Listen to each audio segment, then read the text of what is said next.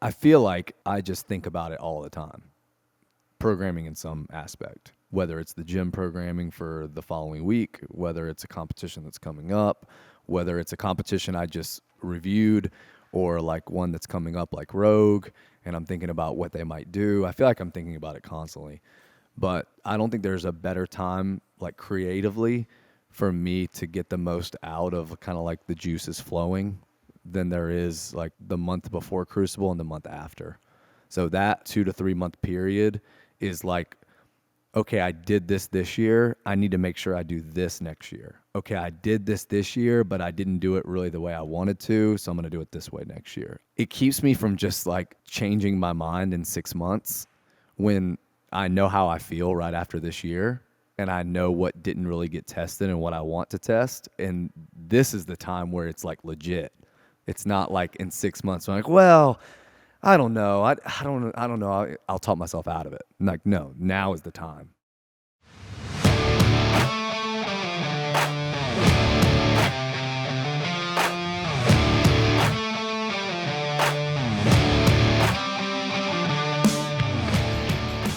The Fitness Movement is brought to you by Zor Fitness. We offer coaching and individualized program design, as well as educational content for coaches and athletes. It's all one place, zorfitness.com. Like, it works for like pre-recorded shows, because I don't think Savon does any of that.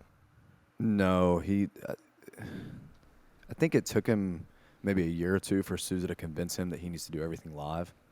And then when he started doing everything live, now I don't think he's ever like pre-recorded. Yeah.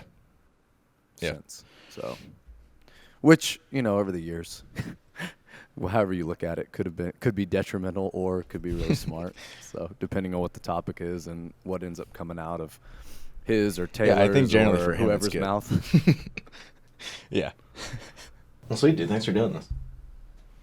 Yeah, man. I'm first of 3 today, so I've had. Oh, nice. I've had a week to kind of let my vocal cords and my mind relax a little bit. Now I'm just irritated about things that didn't go the way that I wanted them to go. So yeah, it's a good day to get on and rant about it, I guess. Anything that's particularly bothering you? No, I mean, I say that a little bit tongue in cheek. Really, really small things. Yeah. From a programming standpoint, Bother you, but maybe not other people as much. Right. From a programming standpoint, it was a little bit frustrating on event 1 that more people didn't have the muscular stamina to express power, because really the reason why I made that intervals was because I knew, or at least I thought, that more of the field would be able to put out really consistent power and like move through it pretty fast.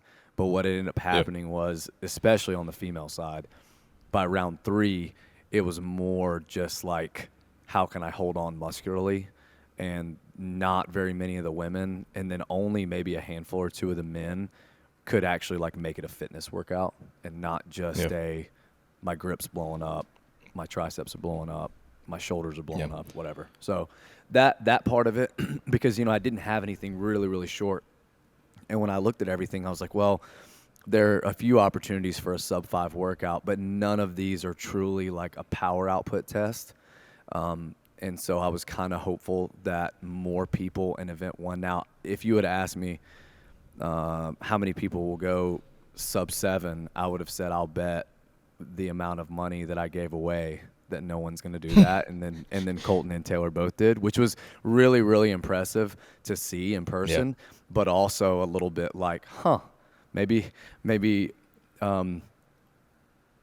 with P-Score, that's what everyone wants. You want the huge spreads because it makes it more interesting, and you get to really show like people who finish above the halfway like really did earn those points, and then the people who really got smacked like kind of earned to get smacked. So it was interesting in that standpoint, but also too, after that happened, I was thinking to myself, okay, one of the drawbacks to the way that I programmed the competition was putting the heavy workout as also the long workout is going to really, really expose lack of fitness and not really allow people to showcase strength. But I guess it was just kind of something I had to decide early on that was more important.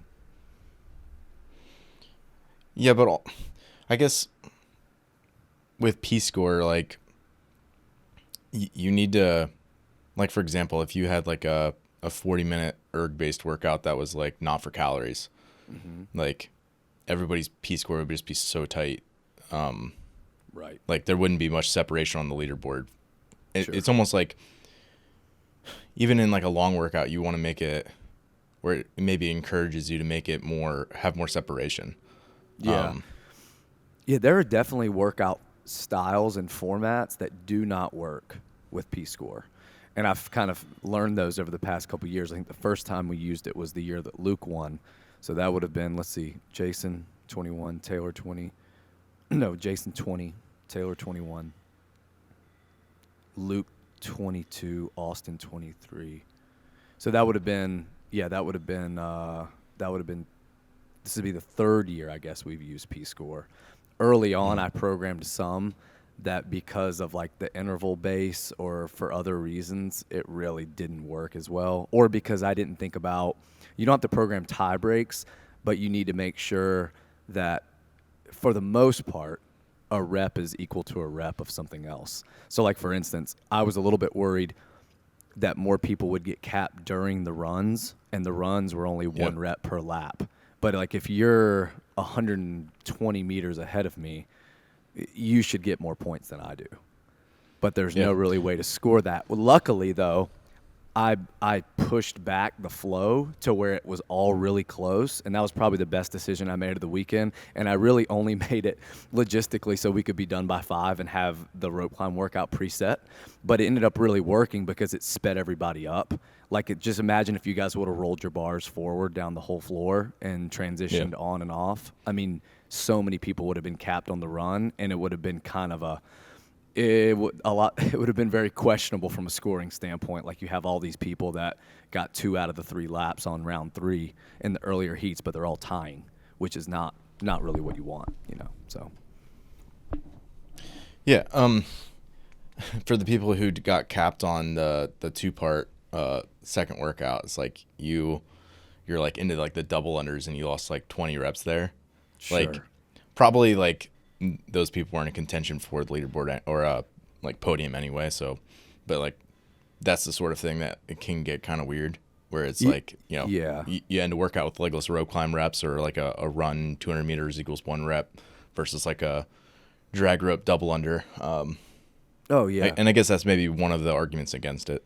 Well, sure. And a lot of people, you also have the argument juxtaposed to that thinking of, hey, if you're not fit enough to finish the run on round 5, then you shouldn't be able to separate by 1 burpee, 2 burpees, 3 burpees. So it's like if you're not able to get off the bike on round 4, then should you really be mad about not being able to get 3 or 4 double unders in 2 seconds? It's a little bit, there's a lot of the workouts, and I tried to explain this early on, there were levels to every workout.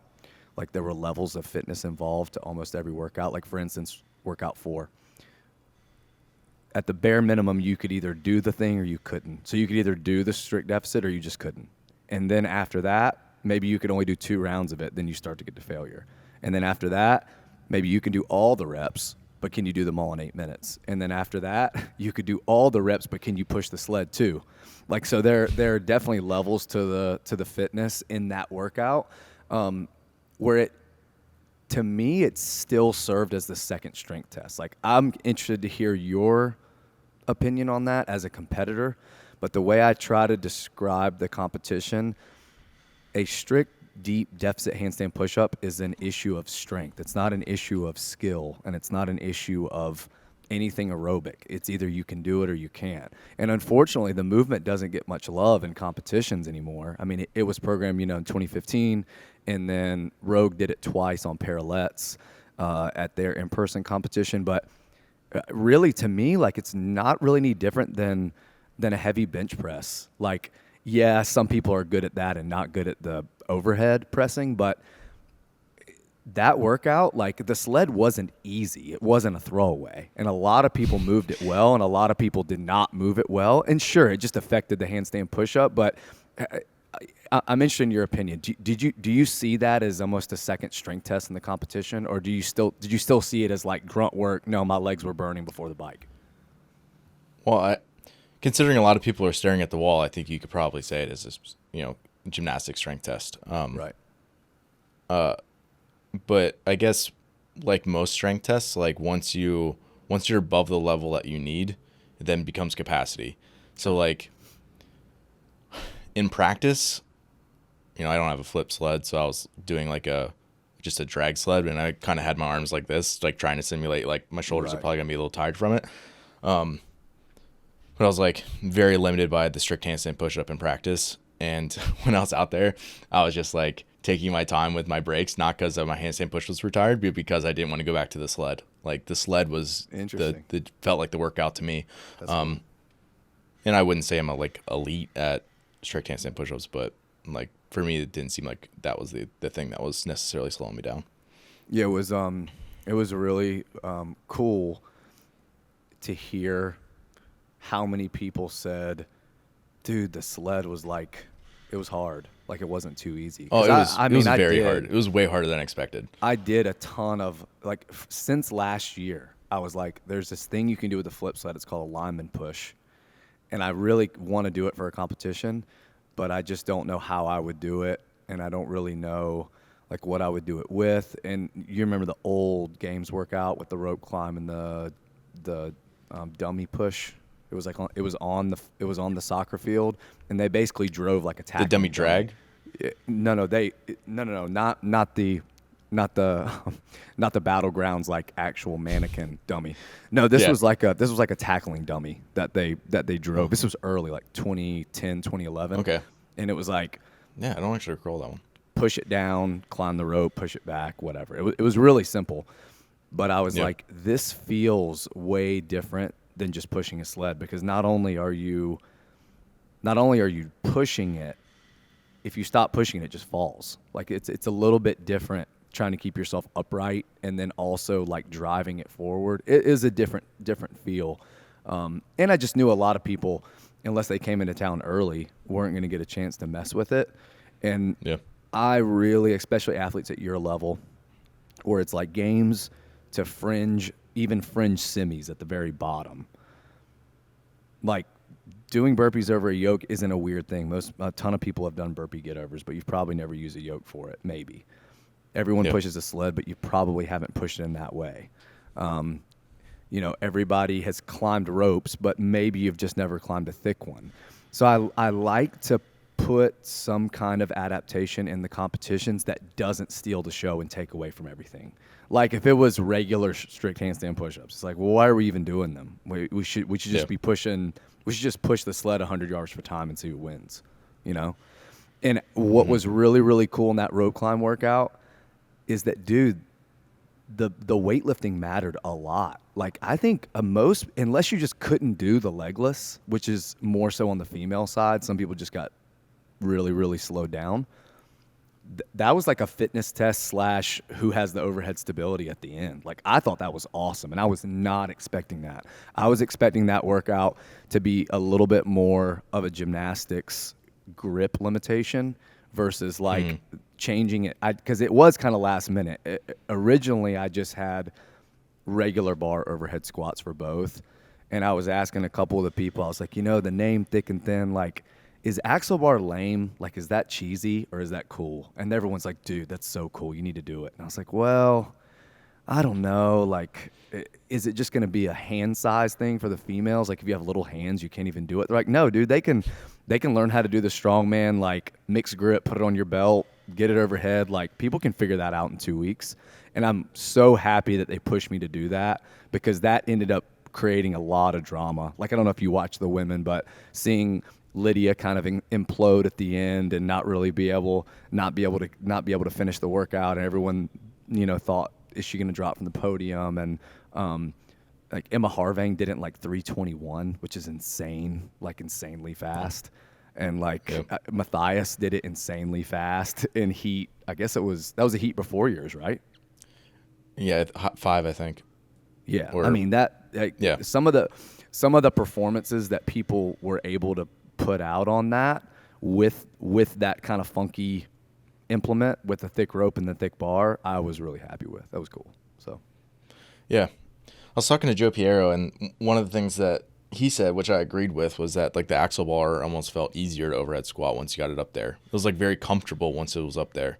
I don't know if like the wider hand position is just a little bit more comfortable position to press with. Or like the fact that it doesn't like spin, like it doesn't have like bearings or anything. So I don't know if like you're fighting that normally if you're overhead squatting. I don't know exactly, but for whatever reason, once you got it in the right position, it felt pretty smooth. I think kind of like a short bar in general, unless your overhead position isn't good and you have to go really wide, typically a narrower grip with the weight closer to you definitely feels better. So yeah, and I guess maybe part of it too was that like the outside of your hand, it's like if I was Brett Fikowski and my wingspan was that big and you go up against the collars for your snatches. Same sort of idea where you're kind of, you're getting that, your hands all the way up against the collar at that point. Yeah, I probably should ask Brent and Pat, because Pat's arms are so long. Like, hey, if this workout came out for $300,000, would you guys be saying, we use short bars, but it's usually for cycling, right? Like light power snatches or even light overhead squats, clean and jerk, whatever. But at a certain load, does it really kind of like hinder the tall, long-armed athlete? Because the C70S's that you guys used, were standard collars. So it's like standard shaft, not collars. So it's like, hey, with that overhead squat, you guys get as much real estate as you want. If you want to go collar to collar, it's just like a normal barbell.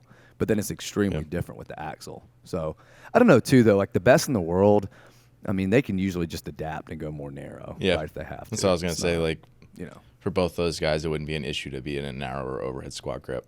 I don't think so. Yeah, I think it would just be one of those things. It's like if the bars are 96 and the rings are 96, and that usually catches people by surprise when they come here and they're like, why are they so high? I'm like, well, like Colton can grab a riser, but like Frank can't like dig a hole. Like if Frank can't kip, he can't kip. Like, don't you think it'd be better to just add another riser for somebody? It would be like if we did 96-inch burpee pull-ups, and it's like, yes, I mean, Colton wouldn't complain about it. He would just jump higher. He would figure it out. Yeah. But a lot of the tall guys would be like, nice, I don't have to really jump, So I don't know. That's I mean, it's no different than like, like if you do like burpees over, like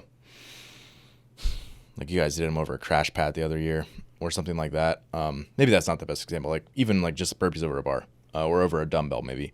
Like Colton's just going to obviously have an advantage over somebody like when you have it over a yoke that's 40 inches or something. Right. There's variations in the movement that favor somebody. But what? I mean, not that you certainly think about that though. What event did you enjoy doing the most, and was it the same event that going into it you thought you would enjoy doing the most? Like, were you looking forward to one that when you did it you were actually like, yeah, that wasn't that fun, or were you not looking forward to one that you were like, no, that was a lot more fun than I thought it was gonna be? The handstand push-up one was way harder than I thought. Like I wasn't ready to be in that much metabolic distress that early in the workout. And then that obviously impacted the next one, which I think for me, like I could be calculated enough where I was like, I kind of told myself beforehand, like watching the other people, I was like, that looks like they're really struggling with it. I was like, just don't go above that like 90 to 95% effort, because you're just going to be destroyed for the next part, and it's not worth the potential payout to just be really that blunted for the second part. And I'm very glad I did that because even still, like my paces on the bike erg were like 400 to 500 calories an hour less than in practice, just because my legs were so much more tired. And yeah, thankfully that one, it's like there was some separation, but it's not like you're gonna fail a bike erg calorie. So it didn't matter as much. So that one was way harder than I expected. I would say 6 Mad Moon, the run, burpee, get over, deadlift was more enjoyable. And I think part of that is just the fact of like how it ended up. Like I was gonna say ended up placing pretty well. And yeah, part of it was passing Taylor at the very end, which is like it's fun to end an event like that versus like one where I fail ring muscle up rep and like every single snatch is super sketchy as a result. Right. But that one was also way more. Again, part of it just because I spilled over a bit, but either way, it would have messed me up pretty good. Well, like, and you look at it and you're like, I got an 8th, but I kind of blew up. Like you look man, at it I would have been dude, 4th if I like, just would have yeah, like held it right, together a bit more. Right. Which that kind of stings a bit, but that's the life of the competition. Like if you're pushing yourself as hard as you can and like trying to find the line of like, you know, you want to pace things that's realistic for your ability level, but then also like as an athlete that's aspiring to be the best you can, like you have to at least consider what other people are going to do. And it's like, you need to put yourself in the position where you can at least be competitive, even if that means that you're like stretching your own boundaries a bit. And sometimes that doesn't go super well. Yeah, on event 1 and 2, 2 things. First thing, watching people come out, you could just tell with a lot more aggression than they probably needed to was cool because it was the first event of the competition. So you could tell people had game plans going into it, and they probably didn't really stick to that because they realized that they were racing. And by round 2, they were like, all these people are starting 10 or 15 seconds ahead of me. I have to do something about it. When really that's just kind of the bait of the format is to just do that. Yes. To where you feel like you need to hurry up when really, and you saw people do it, like Carolyn Prevost, she went unbroken for 2 sets of 10. And I looked over at John and Bill, and I was like, dude, is she about to go 3 sets of 10 unbroken on this? And then on just round 3 was just completely different. Like it, so you didn't really know what was going to happen. And then the second thing was the first day was programmed so that it would be a little bit more about discipline than it would be about racing. Because, I mean, you saw people at every level on the handstand walk workout just not think of it as, hey, it only matters in round 5 and 6. And they were just cruising in 3, and then in 4 it started to get hard, and then in 5 and 6 you were just taking long breaks. You were looking around. People were kicking up. You weren't kicking up. And it was kind of like round 3 on event 1, where it was just like all this work that I did, and now I have to just kind of stand here and take my medicine, which is cool. And again, you need that separation. Looking back on it, though, you asked me about things that bothered me.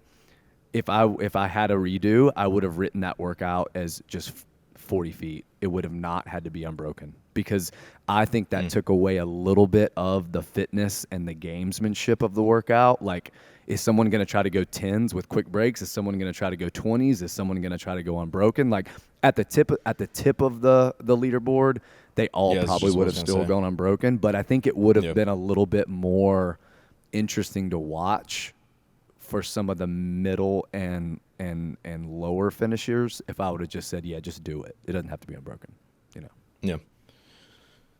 Yeah. If nothing else, like it would bait you out even more to go out a little hot. Mm-hmm. Yeah, just because you're gonna, worst comes to worst, you can do lengths of 10 feet, and if you fail, it's not the end of the world. Yeah. Yeah, there's that. I like the idea of punishing people for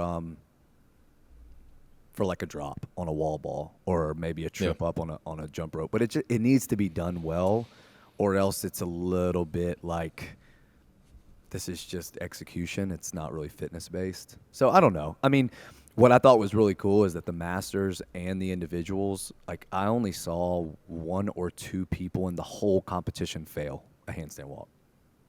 Yeah. Which is pretty crazy. That's pretty amazing. For 480 feet is nuts. So if anything, it kind of showed people that, hey, like you can program where the handstand walk matters, and it doesn't have to be. I mean, years past, it's always been obstacle. I mean, I've done obstacle the last 3 straight years, and that was one of the things going into this year. I was like, yeah, I want to do a handstand walk volume workout, but I want it to be a little bit more fitness and not as much execution. So I'm really glad that I didn't use the obstacles this year, but then at the same time, I was really blown away because I thought more people would mess up, and they didn't. So I guess that's a good thing. Yeah, I mean, I think it shows you like the average, like maybe like the bottom third like those people especially, like now it's just like kind of a gimme to do handstand walks, even at the masters level, which is pretty cool. Why do you think still there's such a disparagement with the females on the have or the have-nots with like that shoulder and tricep stamina? Just years and years of lifting weights for guys, they just tend to be able to last longer, because the difference in Olivia and I mean people that are still really really fit, like almost getting time capped, so like a 5-minute difference on a workout like that, you didn't see that on the guy side. It wasn't that drastic. Do you think it's just because it's just upper body push and pull? There's just still a huge like range on the female side? I mean, I do think there's maybe more of a range.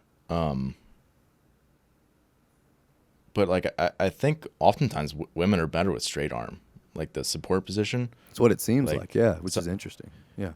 Yeah, but with the ski, I think maybe it's more ski power. Like that was what that event came down. Like if it was, I told my wife this. I was like, if it was, GHD handstand walk, ring muscle up handstand walk, it would be a very different workout. Just because like then the little guys are gonna do way better.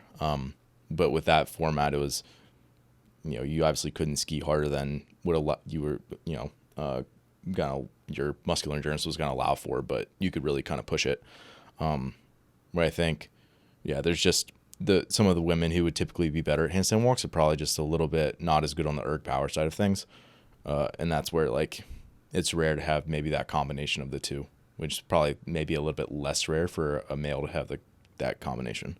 Yeah, I agree. It's I think it is a little bit more the combination. While I do think the med ball GHDs were harder for people than they expected them to be with only 72 reps, the fact that you're still holding tension in your arms is what made it. Because if it would have just been like 18 regular GHDs, it still would have been an easier workout for sure.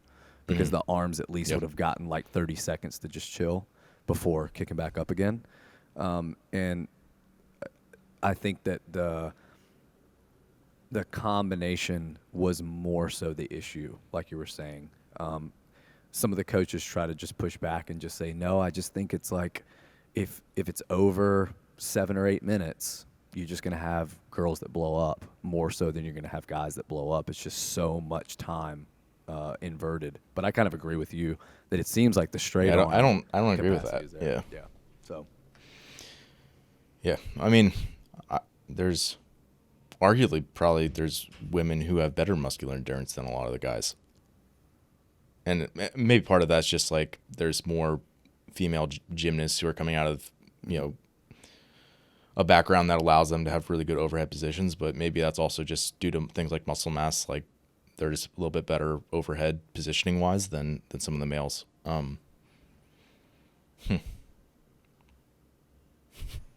So on the broadcast, in Purgatory, I was doing my last 20 reps and John Young says, JR is rolling in his grave over there watching these thrusters. And then Jason Hopper says, I think those are good. Were you rolling in your grave? I do not recall watching you do your last 20 thrusters. So maybe I was just like staring into space and John thought I was just staring right at you or something. I don't know. I was probably thinking about something that didn't matter at all. Like, hey, are the judges that are about to judge on the turf ready to go? That's probably what I was thinking about. Because you were in one of the last couple. You were in the last heat or the last for Purgatory? Were you last heat? No, or that was the last heat. Because you came out from day one hot. Yeah. You had to have been first or second or fifth or sixth heat. I was second. So I was probably thinking to myself. Okay, he's about to finish this. We got like 3 extra minutes of transition. Are we going to be able to start exactly on time? Like I am the biggest, like being on time is like probably my highest priority of the whole competition. And it probably doesn't need to be, but I know how nice it is for you guys to be like, if I'm corralled at 11:27, I'm corralled at 11:27. Like that's huge. Yeah. That's honestly, it's one of the things that you stress about at other competitions is like, do I need to be warmed up a little bit ahead of time and then just do like a, a few extra reps of whatever move to stay warm until I get corralled, because I don't know if I'm going to get pulled in early or late or whatever. Sure. Yeah, and it was very nice to not have to worry about that. I hate but that's every competition. Everyone runs behind. I don't like that. Like, no, it doesn't need to be that way. Like, it may be how other people operate, but it's not how we're going to, and there's really no excuse. If we only have 100 competitors, like, it should be smooth, unless like the power goes out or someone gets hurt or a machine breaks. I mean, and then that stuff happens too, but 5 minutes is one thing, but like an hour, which I hear about at other competitions, they're an hour behind. Like, that's not, I don't know how you can do that. If Jason, though, said, I think those are good, they were good. Because Jason is a stickler, and he's super mobile for a big guy. So like, if they were, if they were questionable, he would have definitely said it. So I think what they were getting at was that like my hands were basically on top of the worm versus like supporting it underneath. Like doing kind of, because I was doing like singles, doing like what Chris was doing, kind of. This thing. Yes, exactly. Yeah. I mean, if it comes off, off, this is how I can do them, and I'm getting good reps. So if it comes off your body, it comes off your body. And this is, I mean, for event 3, this was probably the one thing. Either I should have thought of a easier to execute standard, or I should have just put a chunk of 100 squats in the middle and just let it be squats and not thrusters. Because I think if the chunk was big enough, the whole speed part of it, of like people flashing the hips at the top and not reaching extension, probably would have been eliminated. I really liked the thruster, though, because it keeps your heart rate higher, and you have to kind of squat faster that way, unless you're just going to. It's way more taxing on the legs, because sure, you have to drive it off your body, versus when you can squat it the last, the top quarter of that squat, you're slowing down. Sure. Yeah, I just get bothered by little things like that. And while only your individual judge can see is there air between the pill and your shoulder, your back, like literally they're the only ones that can see. If you're standing in front, if you're standing to the side, if you're standing behind, if you're watching the stream, you're gonna watch people do it and be like, well, none of them are letting the pill come off of their body. But like, you all probably were. It just looked like you weren't, because of like, you guys are good at figuring out how to do it the most efficiently. Like, I knew people would, and I'm a huge proponent of the less standards, the better. Like, if you try to get too cute with it, like, let's put a piece of tape in the middle of the worm, and this side of the tape has to be in front of your body the whole time. Like, things like that are just, you're just asking for it. You know what I mean? So it was fine. I'm overly critical, though. So I do think about, and could it have made it a little bit longer? Like, dude, Colton doing that workout that fast, and even Brittany and Carolyn Prevost, like, they were just over 10. Like, when I wrote the workout, I knew, and it was very cool too for the spread of scores. Like, there were people going up all the way to the 18-minute cap, and there are people doing it that fast. That's pretty cool at a competition where people are really, really high level. To have that much spread is what you want with P-score. But I think if I would have done like 50-meter lunge, so 5 lunges, 50 chest to bar, 100 squats, 50 chest to bar, 5 lunges, I think it would have made it a few minutes longer for even the fastest people. And yeah, I don't know. I mean, hindsight, of course, but those are the things I think about, though. Little things. Like, there's probably one part of every single event that I look back on and I'm like, like the transition for the rope bike workout was good for the stream, but did that walk to and from the rope and the bike kind of let there be a little bit more reprieve? Probably so, like, I don't know, little things like that. 4 and 5, though, I was really happy with. 6, I liked, other than the possibility of people getting capped on the run. I think using air runners would have been the best case scenario, but at like your level, it wasn't something you had to worry about. I thought the burpees over the yoke was great. I thought letting people do it however they want was the right way to go. While I would like to see everyone be athletic and actually like jump like they're jumping over a fence, I knew some people would be tall enough to just kind of step over it, especially the females. I thought the load was good almost everyone I talked to, especially the females, said that because it was a men's short bar and because the bumpers were the dead stop bumpers, it felt more like 265, 275 and not 245. Did you think it felt the same as a 365 deadlift normally does? Yeah, I mean, if it's like a qualifier and preparing, or yeah, I'm gonna do it, I'll like put like the bouncy bumpers on the very end Sure. because that's what's gonna hit the ground first. Mm-hmm. But like, yeah, when I'm preparing for something like this, like I'll use the high temp bumpers that don't bounce. I don't think, I don't really feel like I get any like bar bend. We have Ohio bars here, and I don't think there's really they don't really have any whip to them even I at don't think so either. 365. That's the ones we use here at the affiliate, the ones you guys had in the warm up area. But I don't know. I mean, I didn't hear many of the guys coming off saying, "Oh, that felt like 385," but I heard a lot of the females coming off saying that felt like 265. And I think just because it was a thicker bar probably made a big difference for them, which was nice That'd be my because guess. on paper, 245 definitely is light compared to 265 to 365. So that was good. And then for Do you the think last that was more of a workout- strength test than the last one?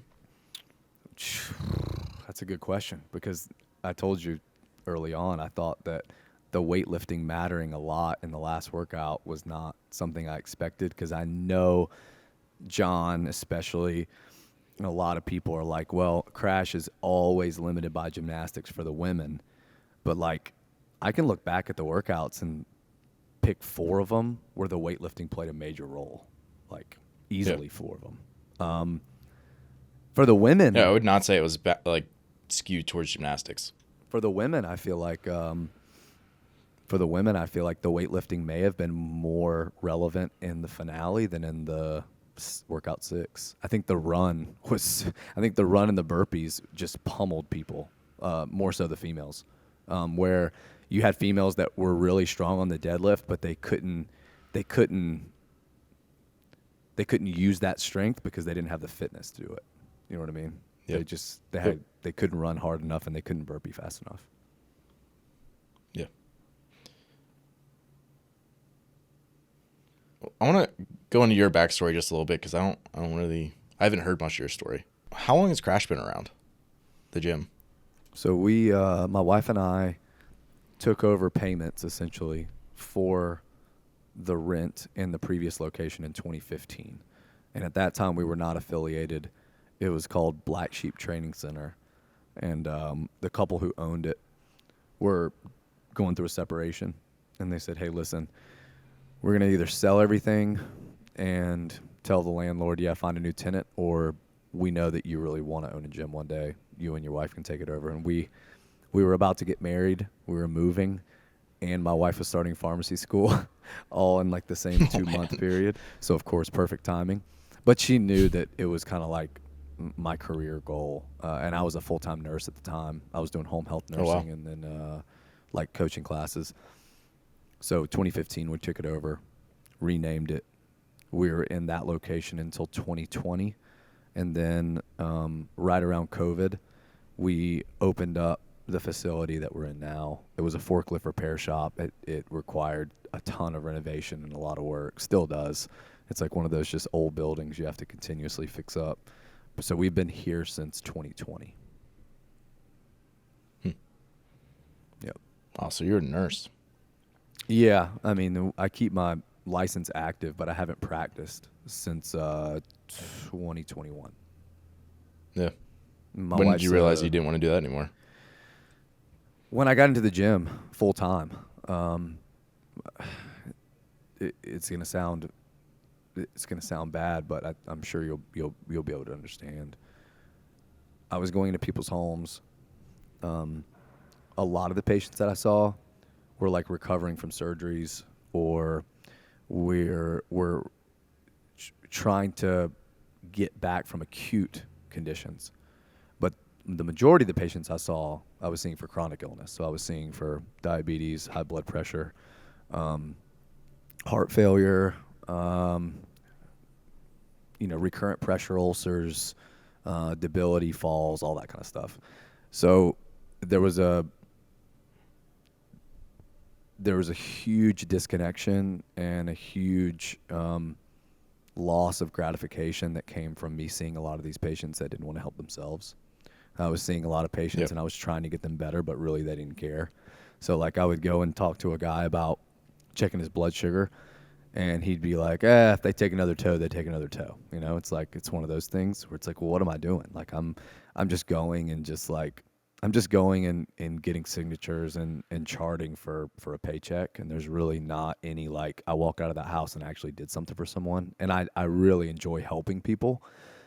But I knew that, you know, halfway through the day, I'd go back and coach a class and got a lot of fulfillment from that hour.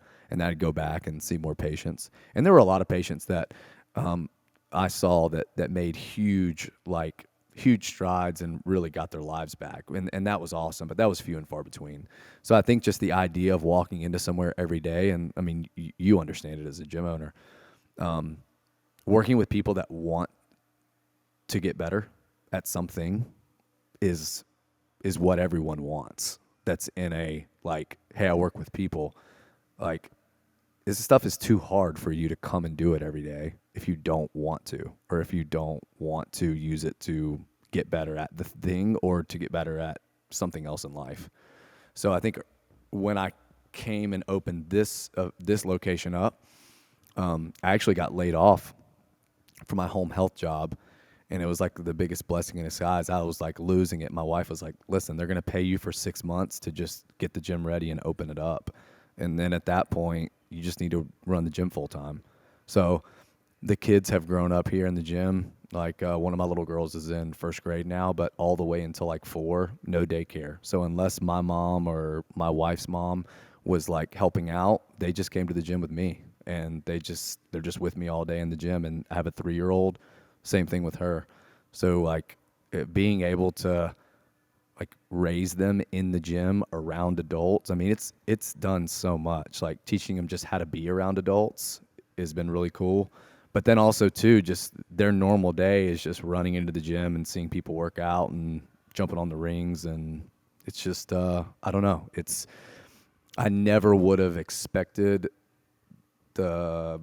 what opening the gym would do, like especially for my kids, but I'm really grateful that it has, because I like to whine and complain a lot that like I have to take my kids to work all the time, but at the end of the day, I think them being able to do that and not just being in a daycare is hopefully going to make a huge difference moving forward as they grow up.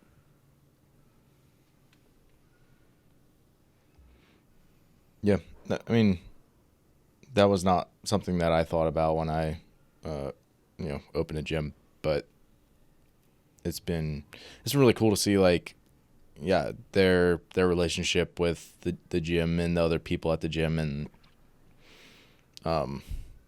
just how like everything is. It's like when you grow up in something, you don't know any different, in like the best way.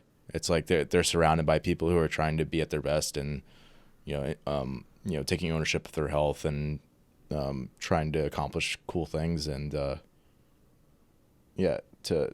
grow up in that without even knowing that that's a pretty cool opportunity. Yeah, like you said, they just think it's normal. They think watching people work hard is normal. They think watching moms and dads with kids is normal. They think that playing loud music is normal. They think that it's just whatever you see. And then what's really cool though too, and also kind of scary, it makes me wonder what they say in school.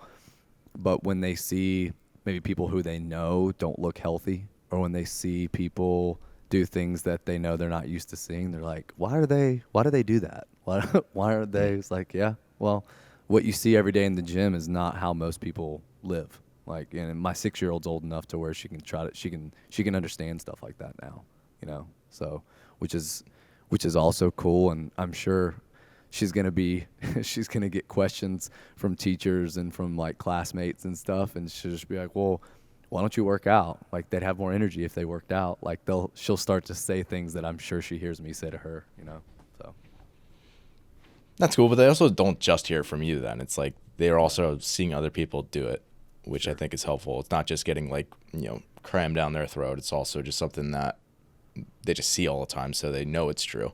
Right. Yeah. What about you? How long have you owned your affiliate? Just over 2 years, so relatively recently. And where is it exactly? Williamsport, Pennsylvania, so like Central PA, North Central. Okay.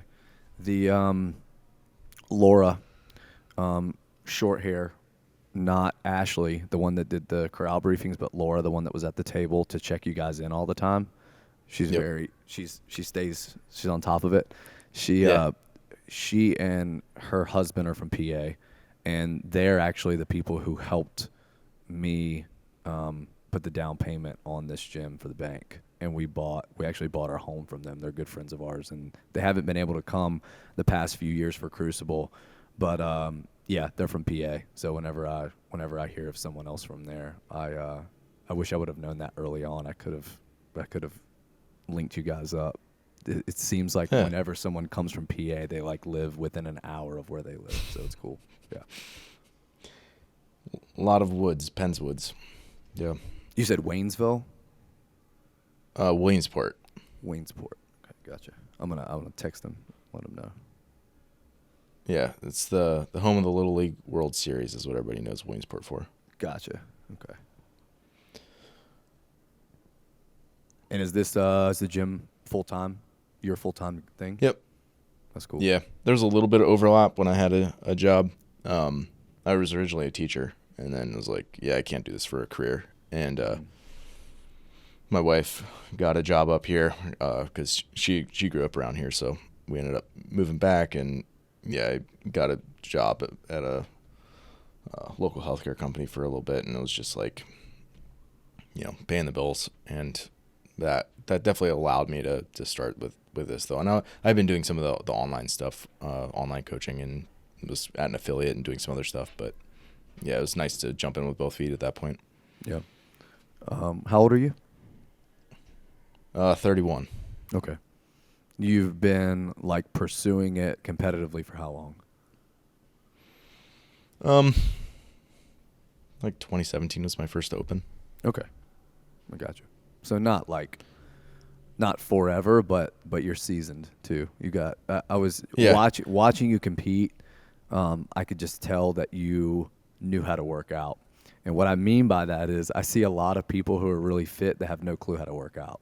Like there's a huge difference. It's like the young guys in my gym, and you probably have them too, that are like they're good, but when it comes to like maximizing a score or a time, they just have no clue how to really do it. And guys who are just more experienced are like, okay, well, I'll just do 5s on the toaster bar and I'll still beat him by a full round because he's going to just start resting too much. You know what I mean? It's like that kind of thing. It's yeah, like, for sure. Yeah.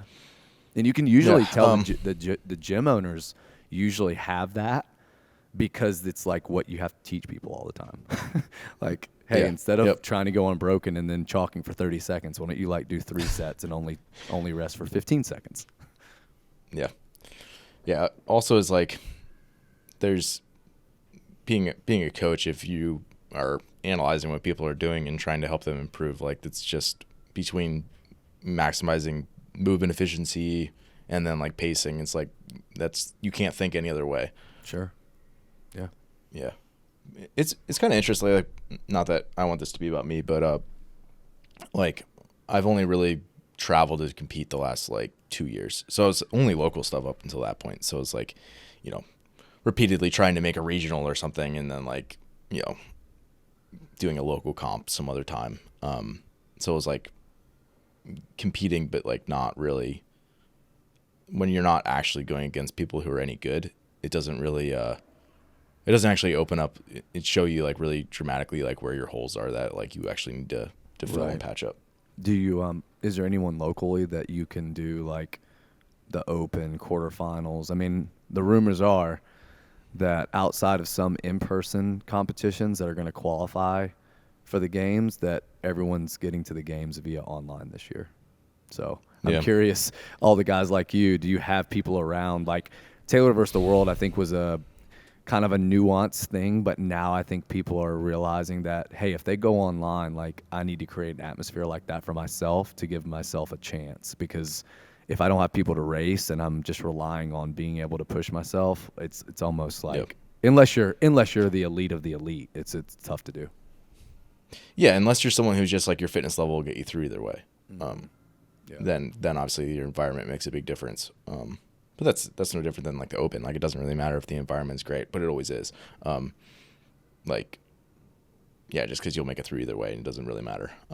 So no, I don't really have someone in that regard.